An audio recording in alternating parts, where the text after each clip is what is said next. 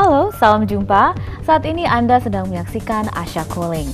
Dan selama 30 menit ke depan, kami akan menyajikan berita-berita menarik di sekitar Asia. Dalam Asia Calling kali ini ada cerita tentang pesantren waria, dampak banjir di Burma, kampung bebas asap rokok, dan cerita ibu-ibu yang menjadi wartawan. Anda bersama saya, Besti Siregar, dalam Asia Calling, Your Window on Asia.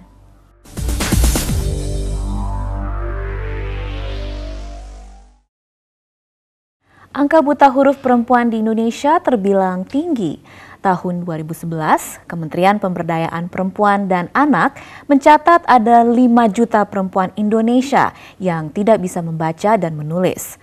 Sejumlah upaya dilakukan berbagai pihak untuk menekan angka tersebut. Salah satunya yang dilakukan oleh Warung Pasinaon di Semarang, Indonesia. Di sini ibu-ibu parubaya belajar membaca, menulis, dan menerbitkan koran Pasinaon. Reporter Asia Calling ikut dalam rapat redaksi koran Pasinaon dan melihat langsung semangat para jurnalis parubaya tersebut. Simak liputan berikut ini.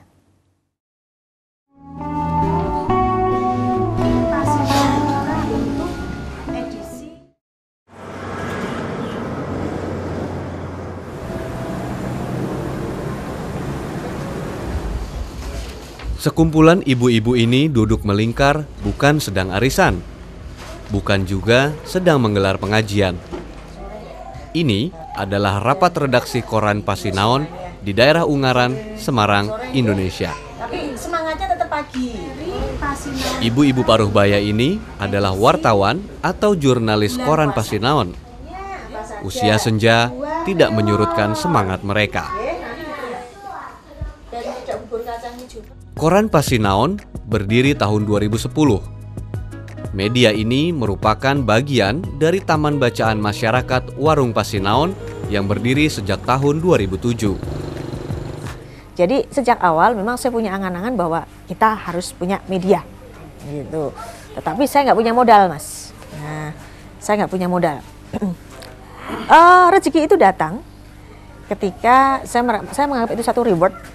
Saya menang lomba penyelenggaraan pengelolaan taman bacaan, kemudian saya dapat program koran ibu dari Kementerian Pendidikan Nasional tahun 2000.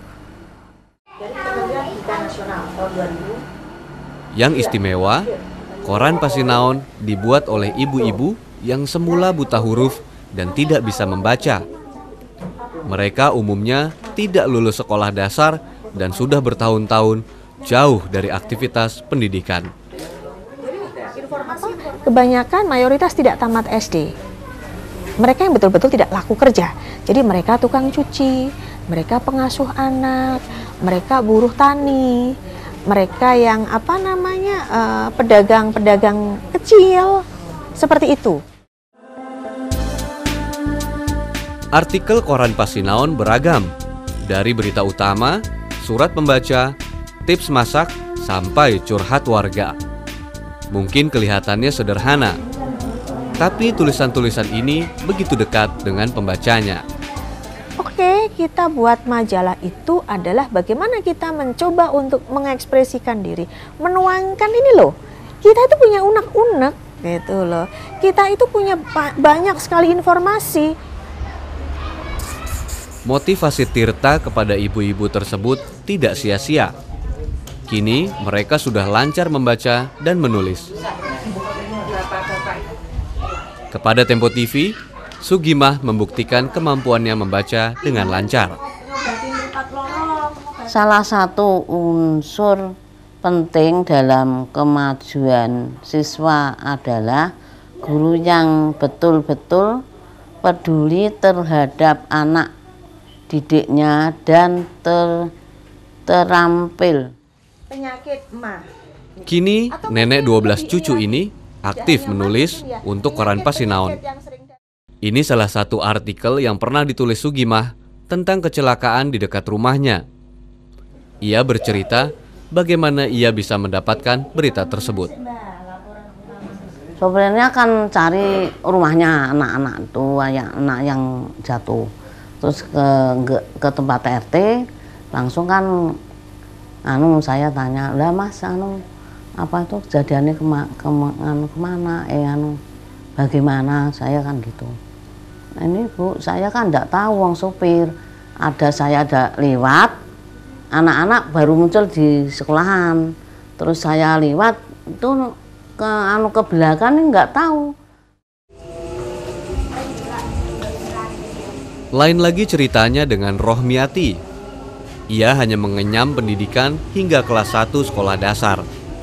Kini, ia bekerja sebagai buruh tani.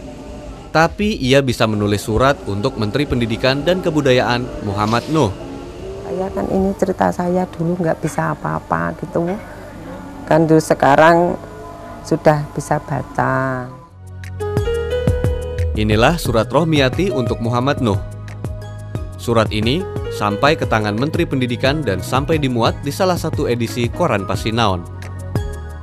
Pada akhirnya tulisan ini dibaca oleh Pak Nuh dan Bu Nuh di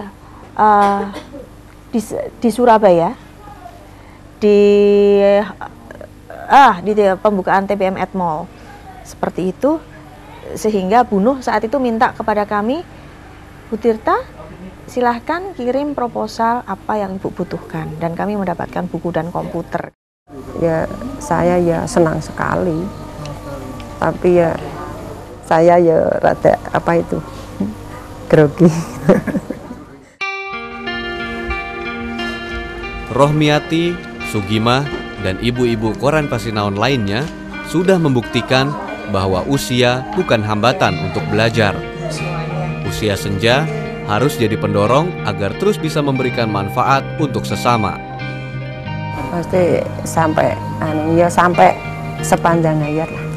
Wah ya Mas. Wah, sudah di wartawan OPD.